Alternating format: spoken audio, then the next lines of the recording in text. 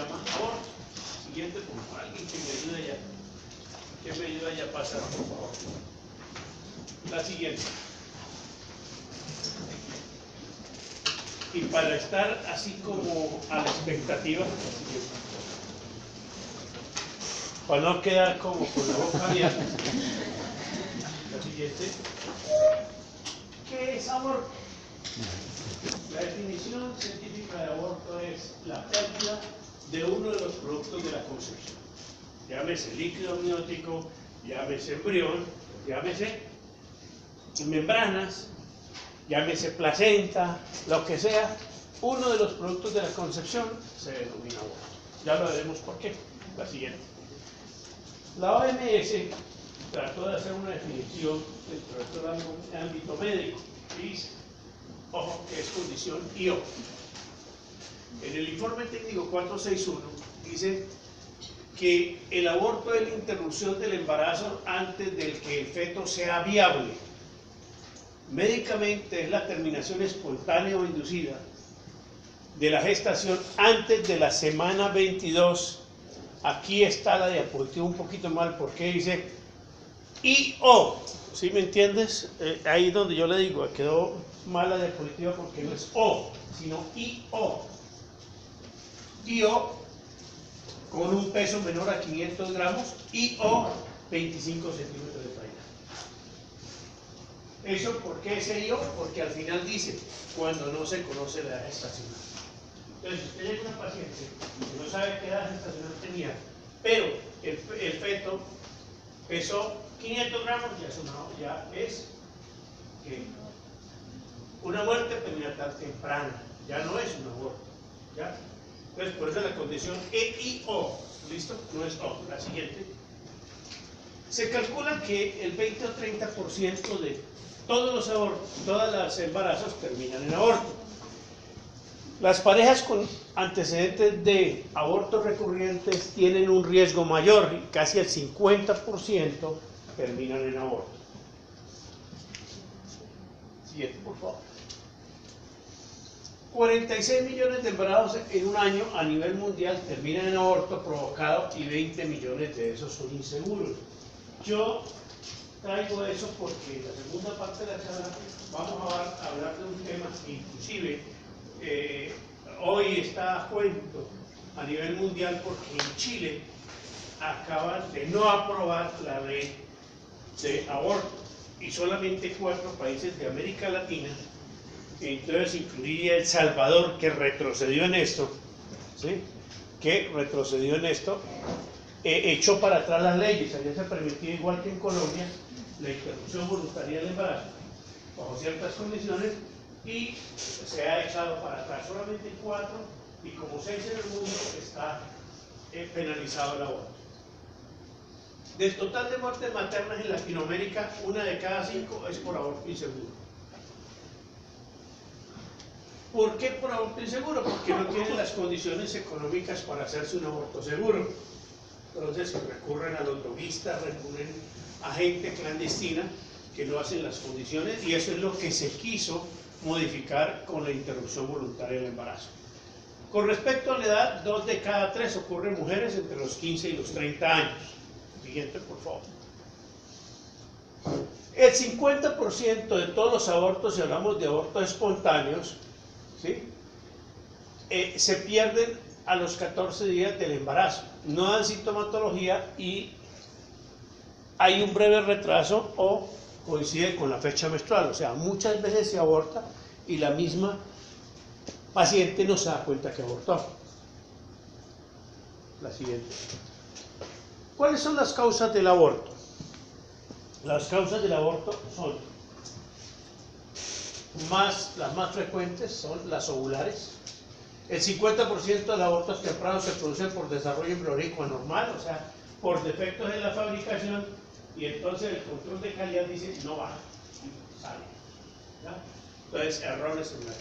Generalmente son factores genéticos, o son factores adquiridos, o son factores extrínsecos. La siguiente. Los principales factores predisponentes son edad mayor de 35 años, enfermedades virales previas al inicio de la gestación, y progenitores con antecedentes de anomalías cromosómicas. La siguiente. Extraovulares, que llaman del óvulo. Son causas argónicas, causas traumáticas, causas funcionales, causas inmunológicas, toxicológicas y otras que son las indeterminadas. La siguiente. Y aquí entra otro papel que no se tenía en cuenta antes, los factores paternos. Desde el punto de vista inmunológico, ¿qué es un embarazo? ¿Qué es un embarazo desde el punto de vista inmunológico? Un trasplante. ¿Un trasplante de qué tipo? ¿De qué tipo de trasplante? Ustedes pagaron cirugía ya, me imagino.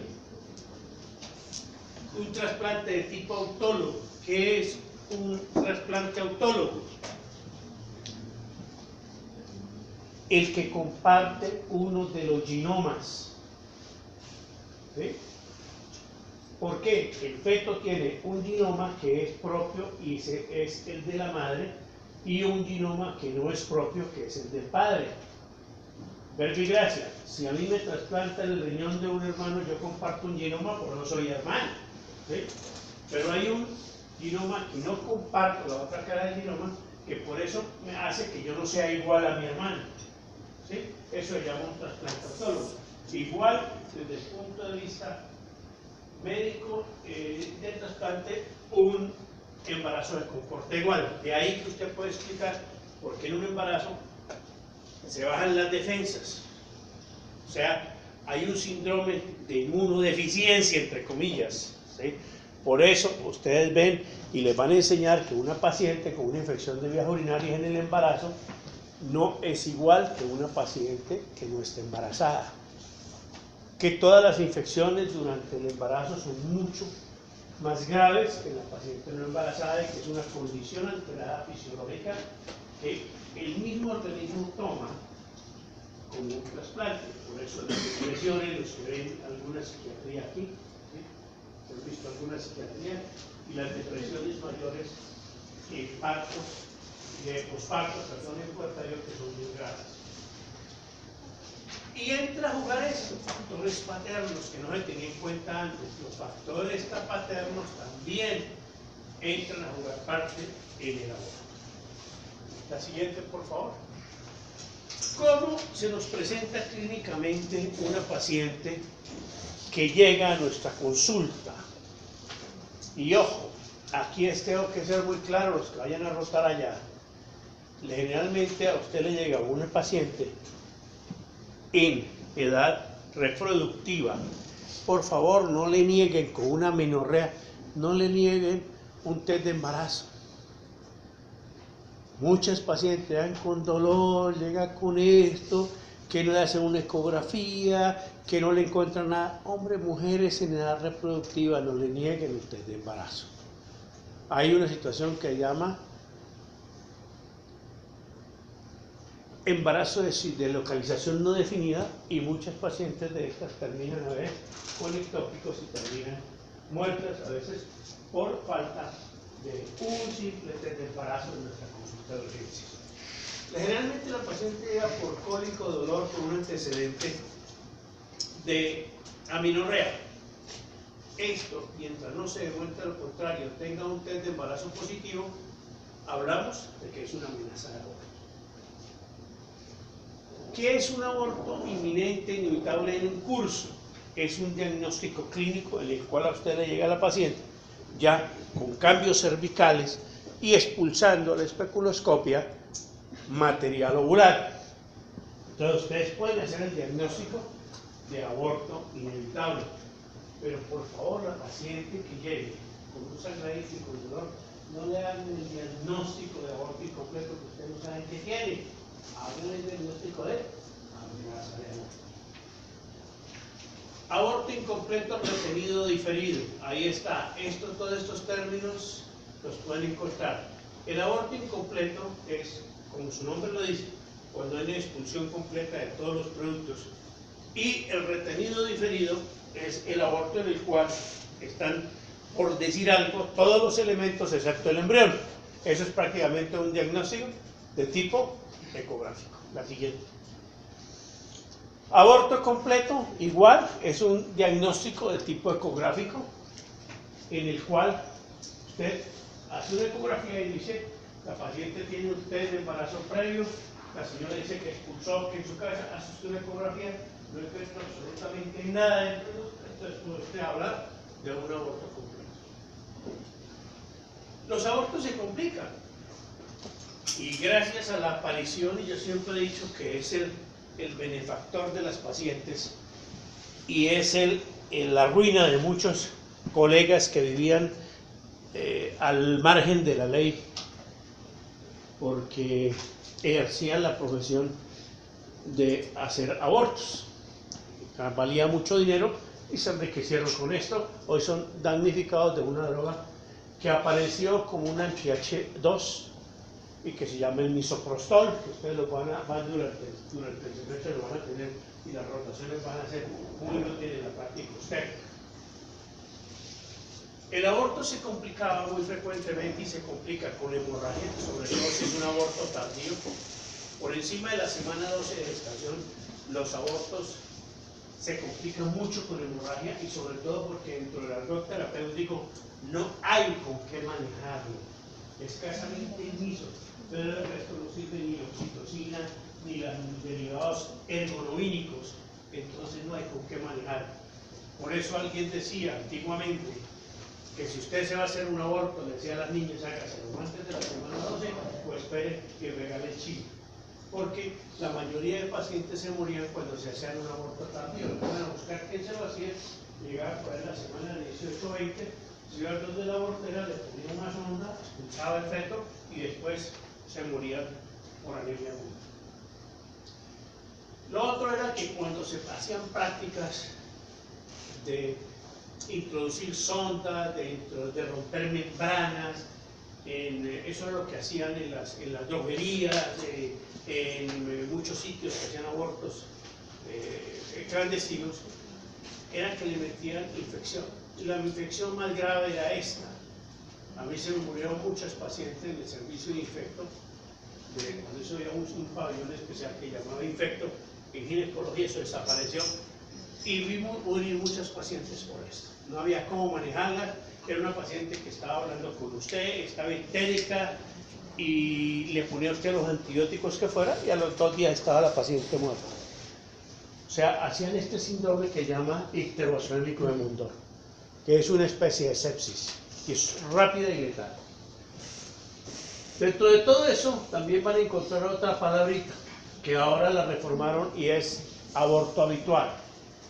¿Cuándo se considera una paciente abortadora habitual? ¿Cuándo tiene más de un aborto?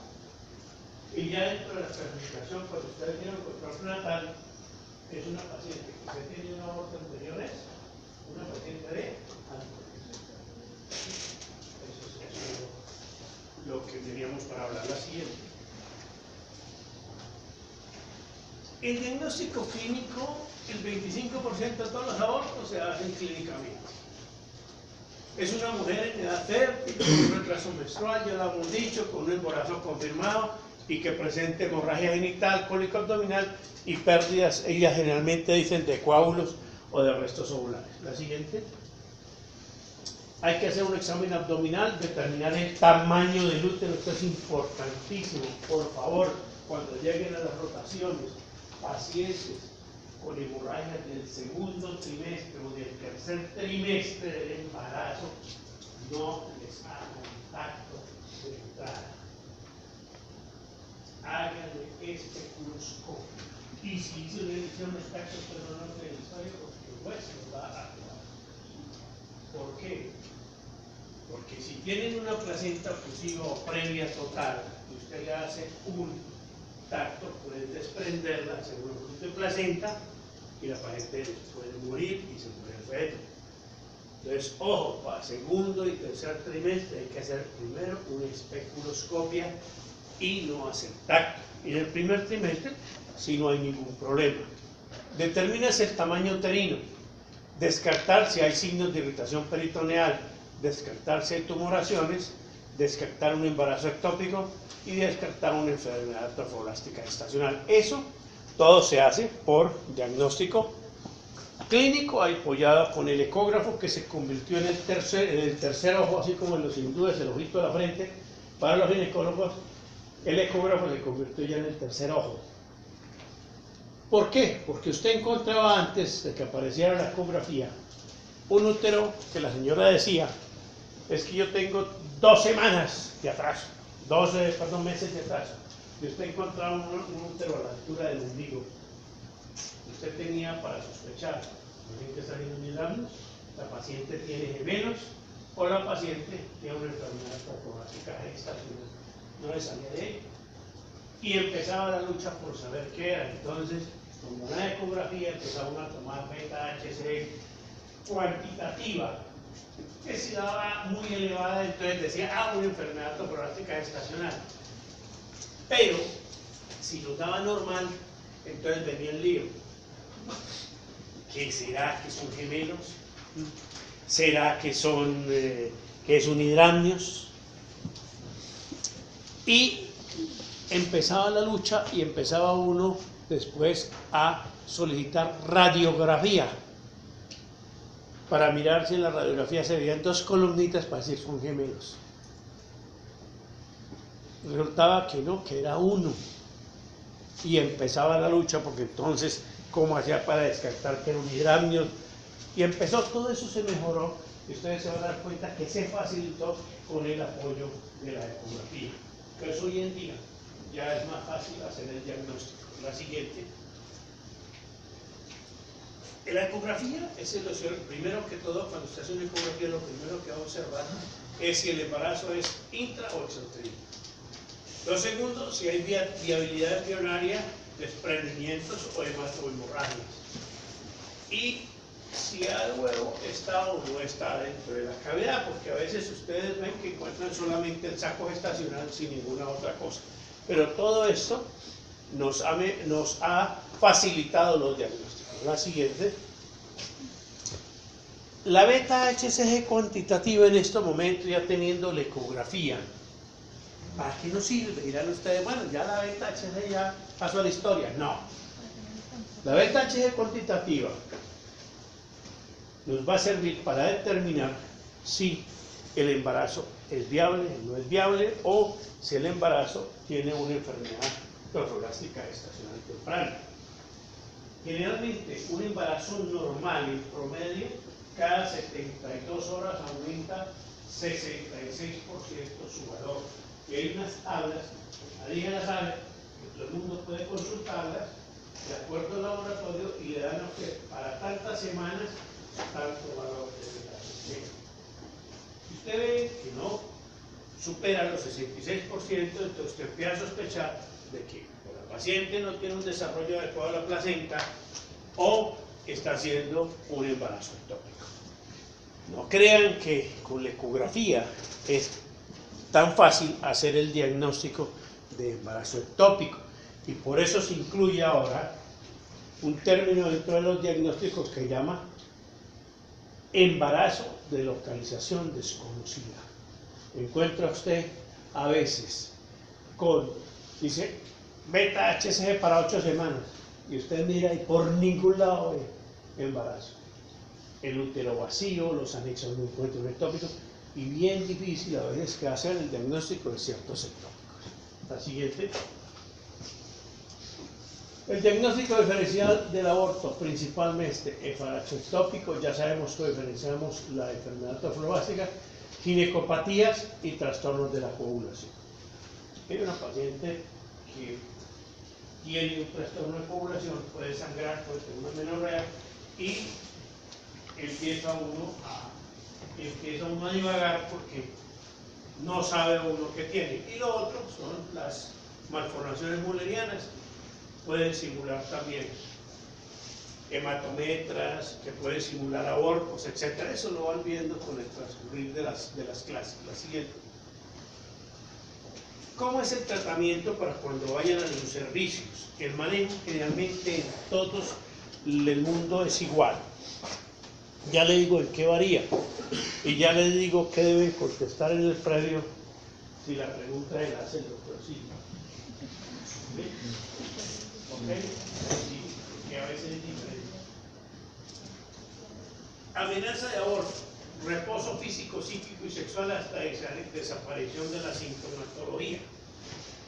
Hoy dicen que el reposo físico es relativo, que el pronóstico de un aborto, de un embarazo temprano con una amenaza de aborto es lo mismo que si la paciente camina, que si la paciente va a trabajar, a que se quede en la casa, que el pronóstico es igual. Sin embargo, uno recomienda que no hagan ejercicio físico extremo, que no disminuye el estrés y que relaciones sexuales hasta que desaparezca el sangrado.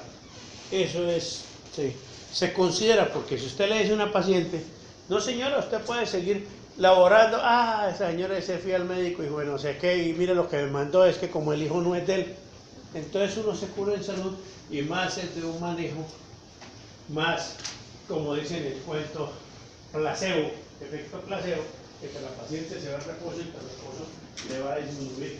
Pero medicina basada en evidencia dice que es exactamente igual. Si sigue su vida normal, a que no la sigue, el diagnóstico y el pronóstico es exactamente el mismo. Analgésicos, algunos dan analgésicos. Si estamos en el primer trimestre, no hay ningún problema de dar analgésicos de cualquier tipo. ¿Sí? Lo importante es buscar siempre si hay una causa para que se produzca esa amenaza de aborto. ¿Cuáles son las causas? La principal causa son dos, que son la infección de vías urinarias y la enfermedad periodontal. Por eso, toda paciente, y eso me imagino que lo vieron en control prenatal, toda paciente que esté embarazada tiene que ir al odontólogo. ¿Para qué? ¿Será que, como decían las abuelas, es que toca darles calcio, por eso se le da calcio a las maternas? ¿No? Sí, les dijeron que tocaba darles calcio. Dentro de las vitaminas, entre comillas, que manda el ministerio, el protocolo del ministerio, está el calcio. ¿Para qué hace el calcio? ¿Para qué? ¿Será que se descalcifican los dientes y por eso les dan caries? No, señores. El problema es, y por eso las infecciones en la vagina son más frecuentes en las embarazadas, porque, como les decía, se comporta como un trasplante autólogo. Fisiológicamente el organismo hace todos los cambios. El pH de la vagina asciende, el pH de la boca asciende, y por ende se hace más propensa a que haya caries y a que haya infecciones periodontales. Y si una infección periodontal no se trata, los que han tenido relación con odontología saben que se hace una piorrea y toda esa pusecita se la va uno comiendo y muchos viajan por vía hematógena también.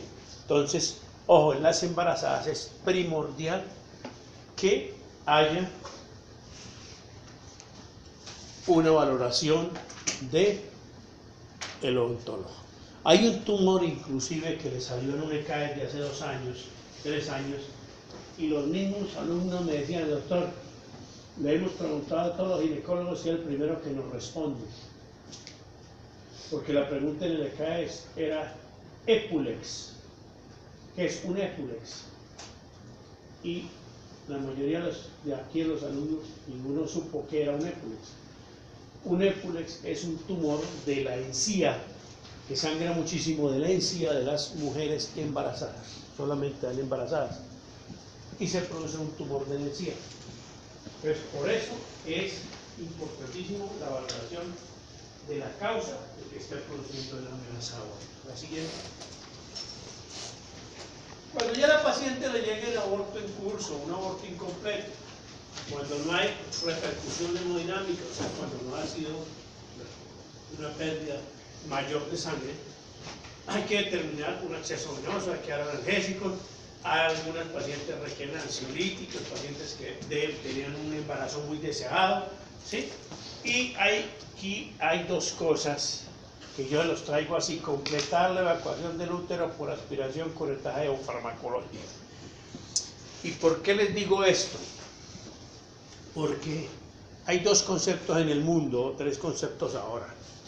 Primero, el primer concepto es que una paciente que le llegue a usted con aborto incompleto, esa es la OMS y esa era la pregunta, y así tocaba contestarse a los doctor Silva, era que se le hacía manejo con misoprostol y seguimiento ecográfico cada 3 días. Y entonces los alumnos que habían rotado por los diferentes servicios del Consejo de Florida decían, pero allá llega Florida y contestaron, porque entre las preguntas decía, evacuación con legrado. Entonces contestaron eso. Entonces me preguntó a mí que no sé qué, por qué le informaron en Guerre, que no sé qué. Entonces yo les aclaro, lo ideal es darle tratamiento farmacológico, darle misoprostol y controlarlo cada 3 días. Pero si la viejita vive en Caparrapí, que queda a 6 horas del casco urbano del hospital donde la atienden, que debe que ser un hospital de segundo nivel, porque es que ya los legrados no se pueden hacer en primer nivel. ¿Usted cree que cada 3 días y hay un ecógrafo, a no ser de que en el primer haya un ecógrafo y haya quien le haga una ecografía, pero usted tiene que ir cada 3 días a que el médico la controle y queda 6 horas, cuánto vale el pasaje, y el pasaje de ida y vuelta al pueblo más lo que ella gasta es lo que gana en una semana? ¿Usted cree que puede hacer el tratamiento? Entonces en eso tiene que ser muy circunstancial uno. La OMS promulga eso. La OMS dice hoy en día los legrados uterinos tienen que desaparecer.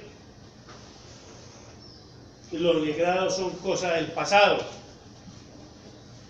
Cuando hay un manejo médico y el aborto no se completa por X o Y motivo, no hubo expulsión, entonces la evacuación debe ser por aspiración manual endouterina. Yo monté el programa de aspiración manual de endouterina hace muchísimos años. Volvimos y lo retomamos hace 3 años. Y hoy tengo un solo equipo que es el mío. No ha sido posible que la parte administrativa de los hospitales considere comprar un aspirador manual endouterino que vale 80.000 pesos. ¿Por qué? Porque ellos dicen, ahí tenemos 3 o 4 equipos de legrado y llevan 30 años funcionando y eso no se desgastan porque son metálicos, se esterilizan y vuelven y juegan. Entonces es la parte económica y la parte administrativa contra la parte científica. Y eso, quienes están proponiendo ahora con el advenimiento de la tecnología, que se deben hacer histeroscopias inclusive, dice uno, si no hemos podido lograr que se hagan aspiraciones manuales endouterinas, que hemos entrenado médicos, que se pueden hacer en primer nivel, que el nivel de perforación es mínimo, que se pueden hacer con anestesia para cervical, con anestesia local, mucho menos vamos a terminar en histeroscopia. Entonces, por eso, acuérdense, si les llega a salir la pregunta, el primero es siempre la conducta de la OMS es dar tratamiento y control ecográfico. Pero lo que se hace en la práctica es que la paciente llega, le dan misoprostol y le hacen legrado, porque generalmente son gente que no tiene los recursos para estar yendo. La siguiente. Ahora, una ARS nunca les va a cobijar que le hagan ecografía cada 3 días, le glosan la cuenta. Entonces, ya. Cuando hay repercusión hemodinámica ya las cosas cambian. Ya la paciente tiene que ir, hay que conseguir un acceso venoso de buen calibre, hay que poner oxígeno, hay que evacuar, ahí sí hay que evacuar el útero como sea, y para tapar del foco de sangrado y transfusión de elementos sanguíneos a NSA. Y aquí es otra discusión. Aquí entra a jugar también una cosa que generalmente yo le he dado en los programas PIP, en Florida, todos los que van a rotar por Florida, generalmente el doctor Carrero, que es uno de los profesores que hacen en Florida, siempre a cada grupo que llegue, les hace una cosa que se llame, que está instalada en el ministerio. Nosotros venimos promocionando a través de los programas PIP. He dado muchas conferencias sobre eso, que se llama código rojo. Entonces, cuando usted llegue a Florida, en las ocasiones, le dicen al doctor Carrero, Pero ella nos dijo que usted no dictaba código rojo. Él siempre dicta, tiene que buscar la charla, es una parte práctica. Porque eso está dentro de un programa que se llama Prácticas que salvan vidas. Entonces, código rojo, que es cómo se debe reponer y cómo se debe manejar una paciente que llegue con un aborto con repercusión hemodinámica. La transfusión, otro tema de pelea. Un tema de pelea, ustedes siempre ven que dicen transfusiones, sangre, de una vez pidan glóbulos rojos. Y desgraciadamente los glóbulos rojos es lo último que se debe transfundir.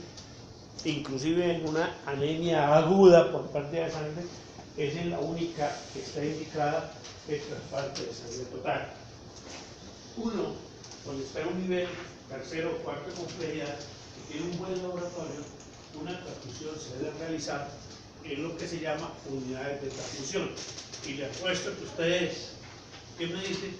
¿En qué es una unidad o qué compone una unidad de transfusión?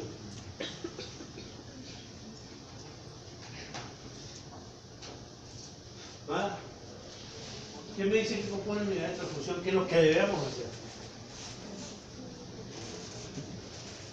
Una unidad de transfusión está compuesto y en ese orden se deben colocar por una telaraña. ¿Quién es la que hace el coágulo? La telaraña. ¿Quién es el que hace el coágulo? ¿Quién hace la telaraña? El fibrinógeno. Entonces, ¿qué es lo primero que usted tiene que poner? Plasma fresco. ¿Y quiénes son las arañitas? Las plaquetas. En lo segundo que debe poner otra transfusión son plaquetas. Y lo último que debe poner son los glóbulos rojos. Y la lógica es, si usted tiene una llave abierta, usted lo único que pone glóbulos rojos, pues le siguen saliendo por la llave abierta. Entonces, eso se llama unidad de transfusión, eso es muy difícil. Yo he estado peleando, inclusive el plasma fresco es barato, las plaquetas son baratas, pero consigan. Lo único que consigue usted a mano hoy en lo más costoso de todo son los glóbulos rojos. Pero realmente la forma de hacerlo es así. Pero usted sabe cómo está la salud aquí en Colombia. Siguiente. Este término que lo van a encontrar mucho, aborto retenido y diferido, código 021, dentro del famoso catálogo de diagnósticos mundial, que es totalmente incompleto. Si es menor de semana, se hace inducción con misoprostol y se evalúa ecográficamente la cantidad de relevada aspiración. ¿Qué es un aborto retenido? Aquella en la cual se ha perdido uno de los elementos que se llama embrión. Pero, o que el embrión se murió y no hay embriocardia, y entonces ahí está el embarazo, pero el embarazo no progresa. Al no progresarse se llama aborto retenido, aborto diferido, o en algunos libros antiguos todavía se habla de aborto ustro. ¿Le encuentran el ustro? Es eso. Listo. Lo siguiente. Si es mayor de 12 semanas, inducción con misoprostol hasta expulsión del producto y valorar ecográficamente si necesita aspiración o no. La siguiente. Aborto séptico. Cada vez los vemos menos. Por eso te digo, desde el advenimiento del misoprostol y fuera de eso, desde el advenimiento de la ley, de la sentencia que ya la vamos a ver, C355, la interrupción voluntaria del embarazo, ya cada vez vemos esto. Pero si a usted le llega una paciente con fiebre, con signos de respuesta inflamatoria sistémica posterior a un aborto, usted puede considerar un aborto séptico. Tiene que tener un acceso venoso, antibióticos, completar siempre la evacuación, porque eso se comporta como un absceso. Y desde Hipócrates, todo absceso que se cure, hay que drenar. Eso no ha cambiado en la medicina. La siguiente. Enviar nuestra patología, todas las muestras extraídas, y esto es otra discusión que yo tengo. ¿Para qué enviamos una muestra patología del norte? Si acaso para descartar una mola, del resto. Patología no nos dice más nada. Todas las muestras deberían ir a la genética. Pero usted paga el examen. Entonces lo único que hacemos es mandar la patología. Esto nos sirve ahora como arma de doble filo. Yo siempre la mando a patología. ¿Por qué? Porque resulta que ahora llegan, doctor, es que usted hace un mes me hizo un legrado y me lo dejó mal hecho. ¿Por qué, señora? Porque estoy embarazada. Ah, señora, y mire la patología. Ah, y señora, usted siguió las indicaciones que le dieron.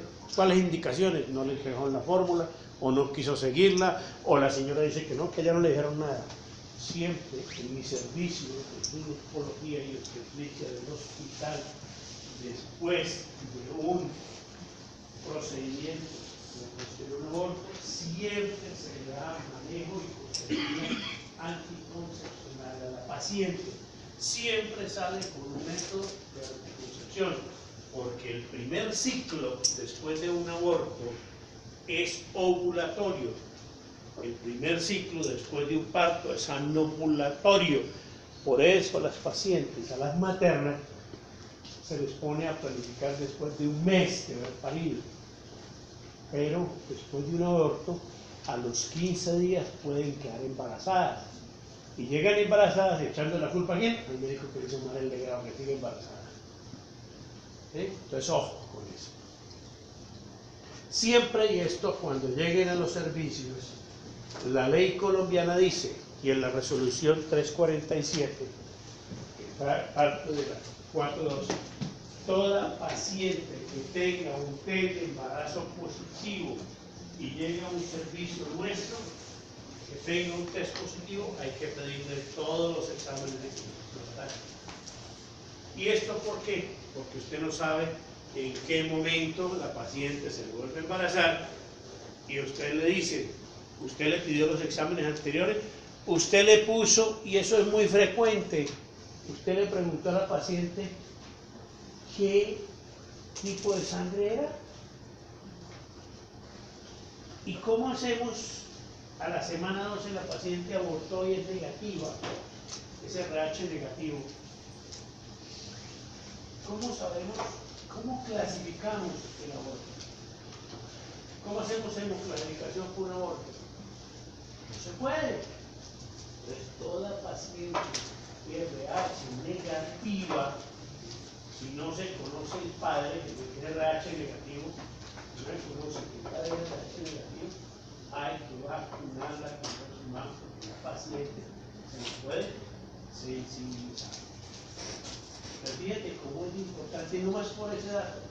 Si tuvo una sífilis, pudo haber hecho aborto, pero les pasó. La paciente después, el mismo ministerio, el COVID, los va a recriminar y si la paciente quiere, los puede mandar por no darle diagnosticar a una sífilis, que se hace con una prueba rápida. El protocolo de sífilis también cambió, ya no se hace serología, se hace la prueba rápida más. El FT-ABS ya no sirve para nada, eso ya está obsoleto. Entonces, siempre pediré esto. La siguiente. Cuidados por procedimiento, primeras 2 horas posterior al procedimiento viral, estrictamente los signos vitales, estado, magnitud, y características. Hoy en día ya ningún poslegrado, posaspiración manual se hospitaliza. Antiguamente todas nos tocaba hospitalizarlas porque si no, nosotros éramos aborteros. Y ningún EPS nos pagaba si no hospitalizamos a la paciente. Hoy en día ninguna EPS paga porque la paciente es hospitalizada. Pero las pacientes que duran hospitalizadas por un aborto, las EPS glosan las cuentas. Entonces siempre todos estos procedimientos son ambulatorios. La siguiente. La paciente, esto, porque ya les decía, y en caso de pasar de hacer RH negativo, la inmunoglobulina. Y recomendar en todos los casos hacerles lo que se llama consejería en planificación familiar. Y esto es muy importante y ya se está promocionando por parte del Ministerio el advenimiento nuevamente de método muy seguro, muy económico y de muy pocas fallas, un índice de PER de 1, que es la P, porque juguete de cobre quedó en desuso, porque no tiene doliente porque no hay un laboratorio que la patrocine. Y como no tiene laboratorio que la patrocine, ya casi nadie la recomienda. Y es un muy buen método para largo plazo. Eso lo van a ver en métodos anticonceptivos. ¿Cómo? Porque los métodos anticonceptivos no son como lo quiere todo el mundo hacer. No todos los métodos sirven para todas las pacientes. Usted tiene que, la paciente, adaptar el método a la paciente. Toda paciente requiere un método anticonceptivo de acuerdo a una serie de criterios. No todos los anticonceptivos son iguales. La siguiente. Infección posaborto. Es la infección del útero y los nexos que presenta después de un aborto. Ya hemos hablado de eso. La siguiente. Factores de riesgo para hacer una infección posaborto: edad gestacional avanzada, aborto inducido dependiendo del método utilizado. La siguiente. La presencia de cervicovaginitis, la retención del producto más sobreinfección. Esto generalmente se da cuando el aborto es provocado. Mientras tanto es muy difícil que se infecte. Y eso por una mala técnica séptica, o también posaborto cuando hay una mala técnica séptica y un trauma durante el procedimiento de legrado. Así se ha hecho en un centro hospitalario. Cuando la infección es limitada al útero, compromete el endometrio, el miometrio, se habla de endometritis y se habla de miometritis por aborto. La siguiente. Cuando se extiende a las trompas, salpingitis, y cuando hay esto, generalmente se hace una cosa que llama el absceso tubovárico, y si usted no lo maneja médico y a veces quirúrgicamente, termina en una celulitis o pelviperitonitis. Una pelviperitonitis. La siguiente. Cuando la infección se extiende al peritoneo, ahí están todas. Y esto es importante, no siempre usted primero hace una endometritis y después hace una miometritis, después una salpingitis, después una presa. No. A veces, dependiendo del germen, usted de una endometritis pasa de una vez a hacer un absceso tubovárico o a hacer una pelviperitonitis. Todos los estadios, cualquiera que sea, pueden desencadenar sepsis o choque séptico, lo que le está diciendo del síndrome esclerozoélico, el motor.